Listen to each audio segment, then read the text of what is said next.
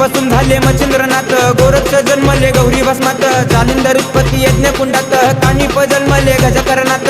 अलख निरंजन नवनाथाय नमः, अलख निरंजन नवनाथाय नमः, अलख निरंजन नवनाथाय नमः, अलख निरंजन नवनाथाय नमः.